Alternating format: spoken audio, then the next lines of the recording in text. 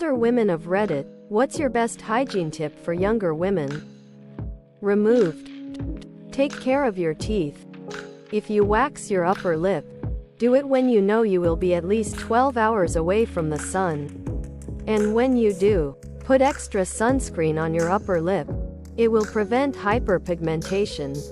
I'm not old, but one thing my grandma taught me, my mom taught me, is if you have bloodstains in clothes, soak in cold water, preferably before the blood dries. Put on dishwasher soap and put the washing machine on setting cold. I once got my period at the start of a 2-hour science exam. I was 13 or 14. I couldn't leave the room, so I just bled through my pants for 2 hours. My jeans were a mess, but my mom got them completely clean again. The school chair had a stain. I'm so sorry. When I was finished with the test, I got up and was so scared to look behind me. I hope nobody sat there after me. I'm so sorry. I aced that test BTW. Pee after sex. Every time. I know that this advice would be for older girls. I didn't learn it for way too long. Always use SPF on your face and neck. Sun damage ages you quicker. Invest in a handheld shower head and know how to swap it out for the standard shower head. Change your pillowcase regularly. If you have dandruff that won't go away, see a dermatologist. I spent so long and so much money buying products, etc. Saw my dermatologist and was told it was seborrheic dandruff. Got prescription shampoo, and it was gone in one day. After years of embarrassing and itchy skin, I will never wait that long again. Go see your doctor. What's the weird thing you and your Oda together? My wife and I have a thing when we're in bed, facing away from each other, and one of us will start wildly smacking their butt into the other's butt repeatedly. We call it butt sex. When my wife starts talking about weird stuff or starts fantasizing about what might happen in an utterly impossible hypothetical situation, I start making whale sounds. We like smush our faces on each other's with really wide eyes and say, "Can you see me? No OWWWW." And then the other says, "No." And then one of us goes straight back to our normal voice and says, "Blind bitch, we have no idea how it came about. We just do weird stuff." When we argue about something stupid, one of us goes and gets 2 children's party hats from the kitchen, and we have to put them on to continue arguing. I'll lay down completely unmoving, legs and arms spread. He'll go, "Is that a cozy spot?" No matter what he's doing, he'll come over and lay on top of me, pretending not to realize it's me. Then I'll trap him in my legs and arms. We call it the Venus flytrap. Homing beacon. We live in a crowded city, and when we lose track of each other in stores and in the streets, we have a specific noise we make until we find each other. People look at us like we're nuts. Whenever his work shirts get old and need to be thrown out, he puts them on, and we wrestle, and I tear the shirt to pieces. This started after a cosplay costume arrived for him that was way too small, and he put it on to try and tear it like he was the Hulk but couldn't. So I helped. We also rescue pigeons. We'll go to hold hands but then turn it into a handshake, like a business deal, then laugh maniacally and say, "You have no idea what you just agreed to." My girlfriend decided the best way to wake me up is to tap my nose insistently. Then she decided to keep doing it whenever she wants to get my attention or is bored and such. So if I want her to stop, my options where to doge her or hold her hands down. Well, I had a brilliant idea to get her to stop. I just started telling her she has a nose fetish, and I've started moaning every time she touches my nose. It works like a charm. Who's the worst human you've ever met? I was in a weightlifting class with a guy who would end up killing a babysitter with a hammer and tossing her body in the river. Well, turns out the worst person I've ever met was, comparatively speaking, not actually all that bad.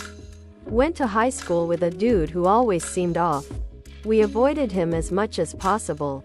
One night my buddies and I left a great party just because this dude showed up. There was something about him. He moved a few counties away not long after high school. He is currently serving life in prison for sodomizing his 3-month-old son and trying to hire a hitman to kill the judge who sentenced him. Edit. Blew up. So I'll add more. As far as I understand, the baby survived but required a number of surgeries. I didn't read too many articles about it because it was so sickening. He was given life for attempted murder.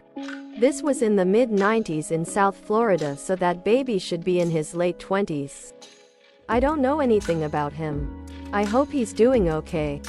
James Conway 3.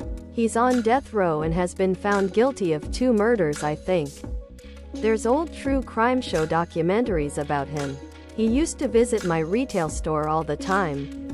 And his friends would steal stuff while he tried to woo my girlfriend. So I lifted his wallet. I obviously didn't know about the murders when I took the wallet. I went to rehab with this younger guy. Super charming. The rehab was a dual diagnosis high-end place. So while we were there for addiction, there were underlying mental health issues being addressed. This guy, who seeming had the majority of people wrapped around his finger, rubbed me the wrong way. I can tend to be manipulative when I'm unhealthy and spotted him very early on. He ends up getting kicked out for sleeping with another patient, and it comes out that he was a serial rapist and helped his dealer get rid of his girlfriend's body after she OD'd. He never got caught. Within months of getting kicked out, he responds to a Craigslist ad to help this old guy move some boxes. He beats the guy to death, ties him up with cords and tries to exsanguinate him in the bathtub. The neighbors come and check on the old guy and he steals the guy's car.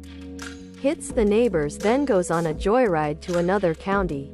He's doing life in prison now. My dad, he is in prison for 85+ years for CSA. He beat me and my siblings every day of our childhoods. He enjoyed torturing and killing animals, specifically cats. He justifies every horrible thing he has ever done by saying that God sent him as an emissary to bring about the end times, and supposedly has a small cult following in his block. John Wayne Gacy. My dad was a farmer and did a lot of construction. Every Thanksgiving my mom would invite one business associate of my dad for Thanksgiving dinner. She had Gacy come over in 75 or 76. I was around 10 and my brother was 17. He offered my brother a job, but my brother turned it down because he already committed to joining the Marines.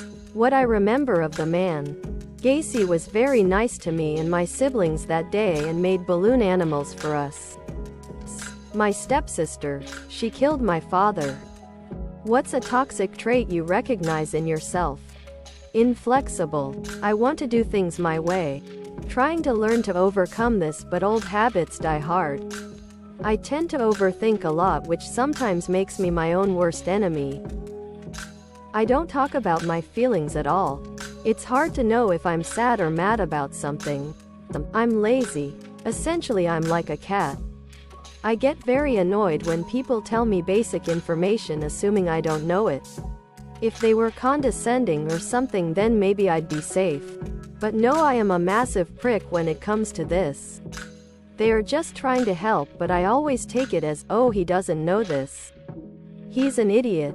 I mostly blame my mom for this. I don't set boundaries with people, which leads to me becoming angry with them at a later date.